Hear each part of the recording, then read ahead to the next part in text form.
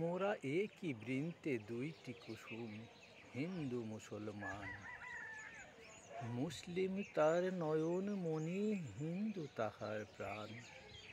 মোরা একই বৃন্তে দুইটি কুসুম, হিন্দু মুসলমান।